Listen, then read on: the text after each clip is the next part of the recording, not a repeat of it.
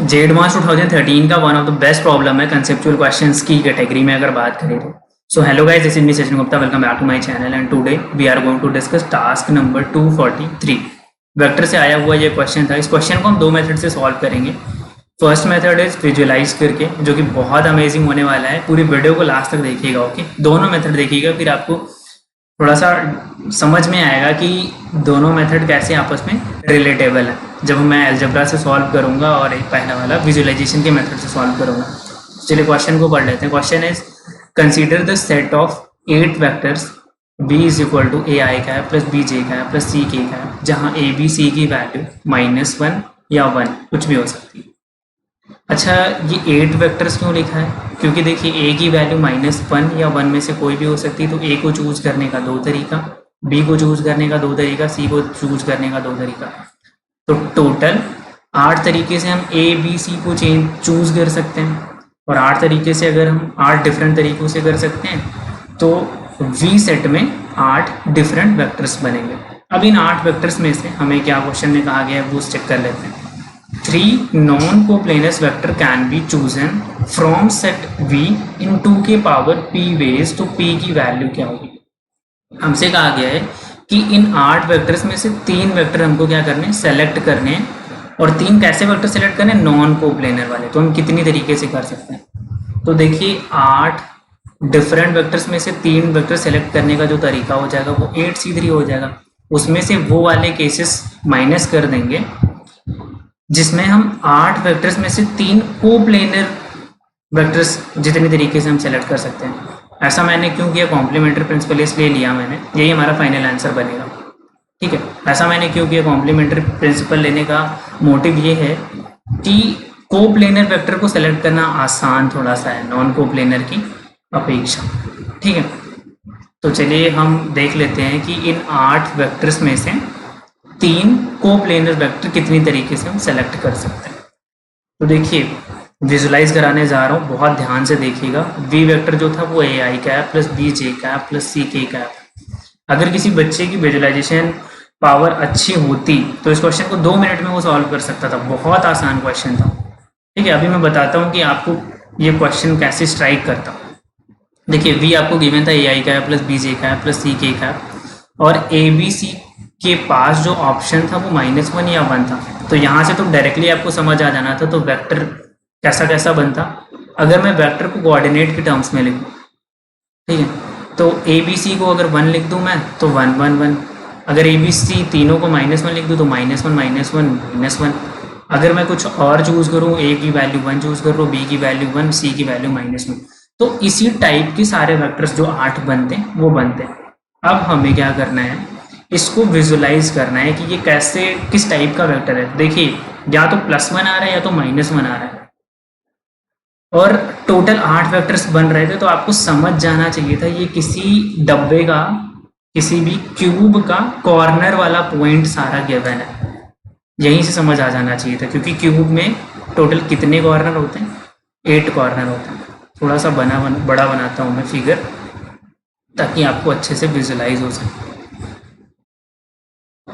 देखिए अगर ये एक क्यूब है मान लो, और इस क्यूब का बिल्कुल बॉडी सेंटर को मैं ओरिजिन मान लूँ। आप बिल्कुल अपने कमरे को विजुलाइज करिए, कमरे को एनालाइज करिए। कमरे से आपको और अच्छे से समझ में आ जाएगा। एक कमरा है, जिस कमरे में आप अभी बैठ के ये वीडियो देख रहे हैं, उस कमरे में ऐसा एनालाइज करिए कि अब बिल्कुल सेंटर पे खड़ा है। अब जो बॉडी सेंटर है उससे अंदर वाली वॉल का सारा एक एक कॉर्नर आप देखिए, मतलब यहाँ पे खड़े हैं और ये कॉर्नर देखिए, ये कॉर्नर देखिए, ये कॉर्नर देखिए, ये कॉर्नर देखिए। एक्चुअली इन्हीं सारे 8 कॉर्नर्स का आपको कोऑर्डिनेट गिवन है। कैसे? अगर मैं बॉडी सेंटर को ओरिजिन मान लूँ 0, 0, 0, और बिल्कुल बॉडी सेंटर से मैं सामने वाली वॉल पे जा रहा हूँ, मतलब इस वाली वॉल पे जा रहा हूँ, तो ये डिस्टेंस मैं 1 यूनिट मान ले रहा हूँ। इस वाली वॉल पे जा रहा हूँ तो ये वाली डिस्टेंस भी मैं 1 यूनिट मान ले रहा हूँ। इस वाली वॉल की भी डिस्टेंस 1 यूनिट है, इस वाली वॉल की भी डिस्टेंस 1 यूनिट है, सामने वाली वॉल की भी डिस्टेंस 1 यूनिट है। तो अगर ये ओरिजिन है तो इसका मतलब ये 1, 1, 1 है, ये -1, -1, -1 है, एंड सिमिलरली बाकी सारे पॉइंट्स। ठीक है, तो ओरिजिन से सारे कोऑर्डिनेट्स तो हमने लिख लिए, ठीक है। यहाँ भी कोई एक ऐसा कोऑर्डिनेट आ जाएगा, ठीक है, जो 1 और -1 की कॉम्बिनेशन से बन रहा होगा, यहाँ भी, यहाँ भी, यहाँ भी। अब जो वेक्टर्स हमें गिवन थे 8, वो कौन से वेक्टर्स थे? थोड़ा सा अगर मैं वो दिखाने की कोशिश करूँ, इसको रिमूव करके, ये मैं रिमूव कर रहा हूँ ताकि आपको अच्छे से एनालाइज हो जाए। क्वेश्चन बहुत ही प्यारा है, ये बोल रहा हूँ ना, अगर आप एनालाइज कर लेते तो बहुत जल्दी इस क्वेश्चन को सॉल्व कर सकते थे। बॉडी डायगोनल को अगर मैं इस कॉर्नर से मैच कर दूँ तो ये वाला जो वेक्टर बन जाएगा वो क्या बनेगा? आई कैप प्लस जे कैप प्लस के कैप। सिमिलरली बॉडी सेंटर को अगर मैं इस वाले कॉर्नर से मैच कर दूँ तो ये वाला वेक्टर बन जाएगा माइनस आई कैप माइनस जे कैप माइनस का के कैप, ठीक है। और इससे मैच कर दूँ तब भी एक वेक्टर कोई ऐसा बन जाएगा, इससे मैच कर दूँ तब भी एक वेक्टर ऐसा कुछ बन जाएगा, इससे मैच कर दूँ तब भी एक वेक्टर बन जाएगा, इससे मैच कर दूँ तब भी एक वेक्टर बन जाएगा। तो टोटल इन्हीं 8 वेक्टर्स में से मुझे 3 कोप्लेनर वेक्टर सेलेक्ट करने हैं। अच्छा, आपने एक कंसेप्ट पढ़ रखा है कि कोई भी 2 जो वेक्टर होते हैं वो हमेशा कोप्लेनर होंगे। कोई भी 3 वेक्टर हमेशा कोप्लेनर होगा या नहीं, ये जरूरी नहीं है। कोई भी 3 वेक्टर के कोप्लेनर होना जरूरी नहीं है, लेकिन हमेशा 2 वेक्टर जो होगा वो कोप्लेनर होगा ही होगा, ठीक है। इतनी बात समझ आ गई। अब देखिए, इन वेक्टर्स में से मुझे 3 वेक्टर सेलेक्ट करने हैं, तो मैं पहली केस में क्या करूँ, ये वाला वेक्टर सेलेक्ट कर ले रहा हूँ और दूसरा वेक्टर जो मैं सेलेक्ट कर रहा हूँ बिल्कुल इसके डायगोनली अपोजिट वाला सेलेक्ट कर ले रहा हूँ। इससे फायदा क्या हुआ? इससे फायदा ये हुआ कि ये वाला वेक्टर और ये वाला वेक्टर बिल्कुल पैरेलल है, बिल्कुल पैरेलल है। तो ये पक्की बात है, इसको अगर मैं एक प्लेन में रखूँ, आपको क्या सेलेक्ट करना है? आपको कोप्लेनर 3 वेक्टर सेलेक्ट करने थे, बहुत सिंपल सी बात थी ये।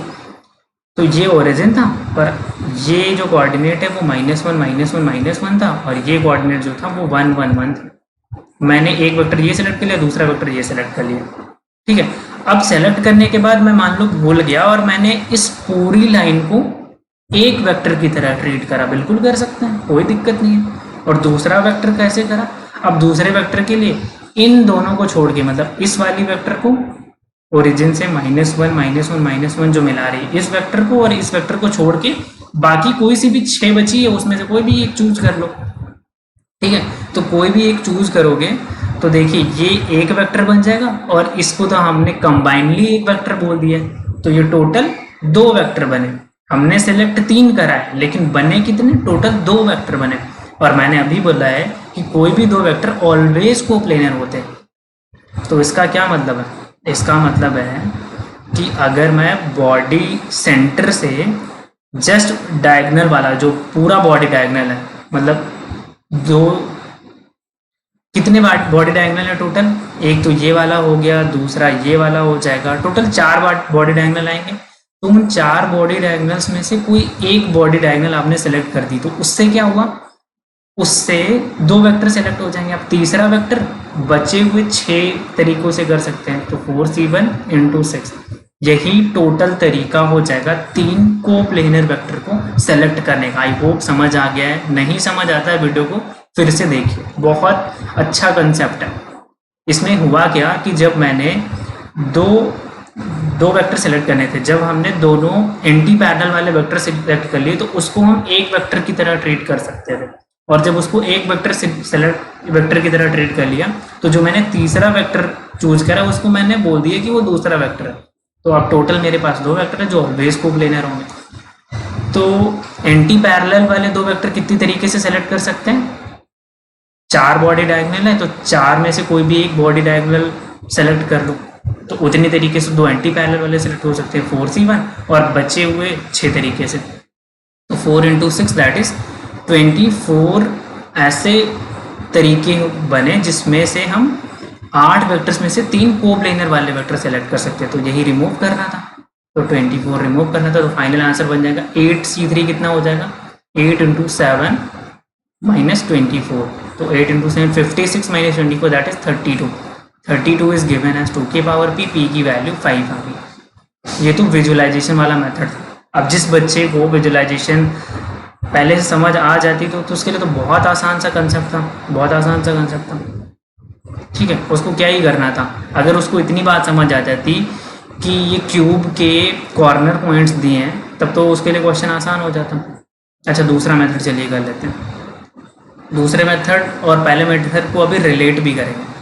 तो दूसरा मेथड बोल रहा है कि वी जो वेक्टर थे वो कैसा था, a i cap plus b j cap plus c k cap था, और ए बी सी जो हो सकता था वो क्या क्या हो सकता था, -1 या 1 हो सकता था। अब हमें 3 वेक्टर सेलेक्ट करने हैं जो कोप्लेनर हो, तीनों कोप्लेनर होंगे का क्या मतलब है, आपने ये चीज़ तो पढ़ रखी है कि अगर आपके पास वेक्टर दिया है A1 आई कैप प्लस B1 जे कैप प्लस C1 के cap, A2 I cap plus and so on, फिर A3 I cap and so on, ये 3 वेक्टर्स अगर आपके पास हैं और तीनों कोप्लेनर होने की क्या कंडीशन होती है, कंडीशन ये होती है कि A1 B1 C1 A2 B2 C2 A3 B3 C3 ये 0, इसका डिटर्मिनेंट 0। ठीक है, और डिटर्मिनेंट 0 कब होगा, जब कोई भी दो रो आपस में इक्वल हो जाए, इक्वल हो जाए या पैरेलल हो जाए तब भी 0 होगा। क्यों, क्योंकि देखो जब पैरेलल हो जाएगा तब कोई लैम्डा कॉमन आ जाएगा पूरे रो से, और पूरे रो से लैम्डा कॉमन आएगा तो उसको बिल्कुल बाहर निकाल सकते हैं लैम्डा के पावर 3 की तरह, मतलब लैम्डा के power order of that matrix. तो ये 3/3 का मैट्रिक्स है, तो लैम्डा के पावर 3 बाहर निकल जाएगा और दोनों आपस में क्या हो जाएंगे, दोनों आपस में इक्वल हो जाएंगे रो, और डिटर्मिनेंट 0 हो जाएगा। तो हम ये दिमाग लगाते हैं। अब देखिए हमारे पास टोटल कितने वेक्टर्स थे, चलिए वेक्टर को फटाफट लिखने की कोशिश करते हैं। 8 ही तो वेक्टर है, इसको बिल्कुल लिख सकते हैं, कोई दिक्कत वाली बात नहीं है। अगर मैं ए की जगह पे 1 पुट कर दूँ, ए बी सी तीनों जगह पे, तो आई कैप प्लस जे कैप प्लस के कैप कोऑर्डिनेट के फॉर्म में लिख लेते हैं, वो ज़्यादा आसान पड़ेगा। मतलब तीनों को मैं 1 पुट कर रहा हूँ तो 1 1 1, फिर किसी एक को मैं नेगेटिव कर दे रहा हूँ, मतलब मैं इसको नेगेटिव कर दिया, फिर ये 1 1, फिर दूसरे वाले को नेगेटिव कर दिया, और फिर तीसरे वाले को नेगेटिव कर दिया, ये 1 है एक्चुअली, ये माइनस है। ठीक है, अब इस वेक्टर को ही पूरा नेगेटिव कर दिया, मतलब इसका एंटी पैरेलल ले लिया, तो ये -1 -1 आ जाएगा। इसको भी एंटी पैरेलल ले लिया तो 1, ये -1 ये -1 आ जाएगा। यहाँ पे देखिए तो इसका एंटी पैरेलल -1 1 -1 आ जाएगा, और -1 -1 1 बन जाएगा। अब इन वेक्टर्स को देखिए, टोटल 8 वेक्टर्स हैं और यही इतने टोटल पॉसिबल बन भी सकते थे। अब इन्हीं में से 3 वेक्टर आपको चूज करने हैं, तो आप एक काम करिए, 2 पैरेलल वाला सेट चूज कर लीजिए और तीसरा कोई सा भी कर लीजिए। जब आप पैरेलल वाला चूज करेंगे तो होगा क्या, मैं फिर से यहाँ पे करके भी दिखा देता हूँ। जब आप पैरेलल वाला चूज करेंगे, मान लो ये वाला चूज कर लिया आपने, तो -1 1 1 और दूसरा वेक्टर बन जाएगा 1 -1 -1, और तीसरा कोई सा भी आप चूज कर लीजिए, तो मान लेते हैं ये वाला चूज कर लिया। तीसरे से तो बेसिकली मतलब ही नहीं है। इन दोनों ऊपर वाले को ही देखिए, अगर मैं इससे माइनस बाहर ले लूँ तीनों से, तो -1 का क्यूब बाहर आ जाएगा, और ये माइनस अब प्लस बन जाएगा, और ये माइनस और माइनस। अब ये दोनों रो आपस में इक्वल हो जाएगी, डिटर्मिनेंट जो हो जाएगा 0 आ जाएगा। इसका मतलब ये जो पहले तीनों वेक्टर्स लिखे थे वो क्या है, कोप्लेनर है, और हमें यही तो दिखाना था कि कोप्लेनर कितनी तरीके से चूज कर सकते हैं। तो कोप्लेनर चूज करने के लिए 2 पैरेलल वाले सेलेक्ट करने हैं और तीसरा कोई सा भी। तो देखिए हमारे पास क्या है, 1 2 3 4 पेयर में से कोई एक पेयर सेलेक्ट कर लीजिए। 4C1, इससे क्या हो रहा है, 4C1 से क्या हो रहा है, 4C1 से 2 पैरेलल वाले वेक्टर सेलेक्ट हो जा रहे हैं, और तीसरा चूज करने के बचे हुए 6 तरीके। तो 4 × 6 24, यही तो पिछले केस में भी आया था। 8C3 - 24 करा था, ये 32 आ गया था। दिस इज इक्वल टू 2 के पावर p, और p की वैल्यू 5 आ गई थी।